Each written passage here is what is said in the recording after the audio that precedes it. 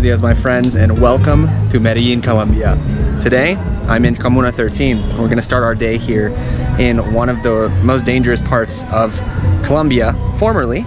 Now it's an open art exhibition and a place that's come out from the ashes like a phoenix. And there's lots to explore. And then we're gonna head to a Colombian soccer game, and I'll tell you guys more about that. Let's do it, vamos.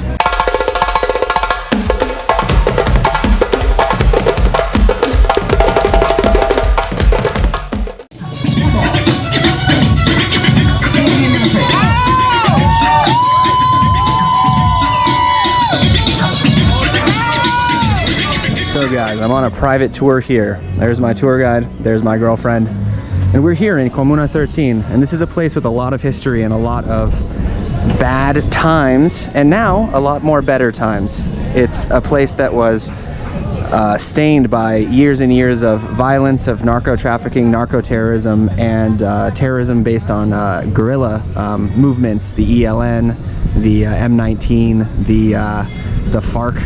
And this was easily the most dangerous place in Medellin for a very long period of time, until in 2002, a kind of big government push to liberate the region here kind of worked. They successfully ousted a lot of the problems that are here, and now it's a big open air tourism kind of area. It's really come back to life. There's a lot of people coming in here, and the barrio is now a place of great pride for the city, a place marked by beautiful street art and lots of friendly people, as opposed to an extremely dangerous place where it was basically a no-go zone for police, for military, for everyone in the country. No one was walking up here around 20 years ago. So very interesting. So there's a lot to cover about this beautiful place. So I'm gonna get into the history right now. So this place is really kind of like the good example of exactly what a South American favela looks like. And so you have these mountains. Typically the people who have more money don't live on the mountains. Typically the poorer people were pushed out. They were made to kind of build their own homes. So you can see all of the brick. It's because it's unfinished. And actually, our tour guide was saying over here, there's a very notorious mass grave for all of the killings that were done by the local paramilitary and communist groups that were taking over this place. And so she said there's up to 300 kind of unknown bodies in this mass grave on this mountain over here, which is kind of doubling as a landfill. So of course that's all in the past, but people are still very frustrated about it. But this area has just experienced a lot, and I think just walking around here today shows the kind of progress that they've been able to make. But she was also telling us that this place is of course not free of violence, and that of course it's bad for tourists to stay after 8 or 9 p.m. and that actually one zone up over here has changed quite a bit, and there was some gang killings. So you know, always got to be vigilant, but they're really doing everything they can to increase the tourism here. They have the bungee jumping thing. She said they've got guys who will shoot their drones up and they'll take drone pictures of you. They've got michelada stands and things for all the tourists here. So I like they're really doing it all, and you know, it's really cool. And then you'd have all this cool street art, like really impressive, both kind of like native images. There's a lot of Pachamama, Mother Earth, and a lot of Colombian influences with the colors, the blue, the red, the yellow, big ones.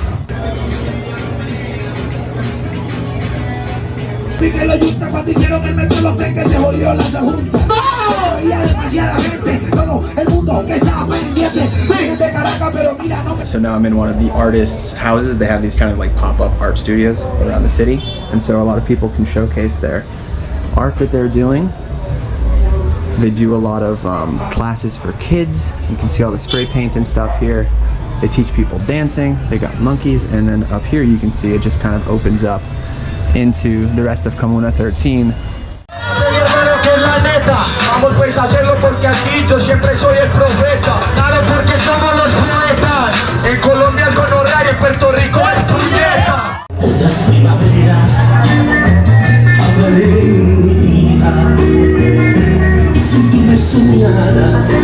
So here we are, right in the middle of the barrio, and there's actually some escalators. And many people are like, why would there be escalators in a barrio? And because Medellin was seen as one of the most innovative cities, and because Medellin has overcome a lot from the Pablo Escobar narco terrorism to the terrorism that they experienced here, they, with the help of Japan and Germany, they installed these escalators in the favela here in Comuna 13 because the government wanted to show that they were supporting the people. And now it's given a way for especially older people and residents who live here to kind of get up and down this hill because as you can see, it's very steep. And so it's a very interesting, very nice project that they've done.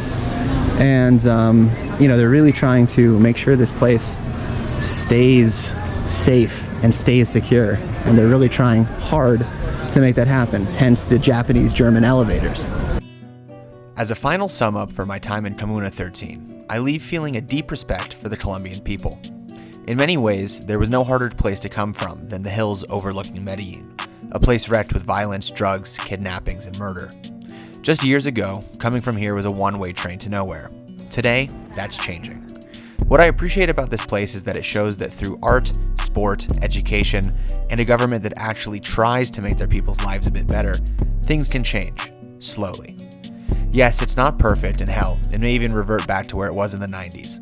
But for a time, people are starting to choose art over violence, community over fast cash, and maybe that'll be enough to bring these people safety, security, and what we all deserve, hope for a better future.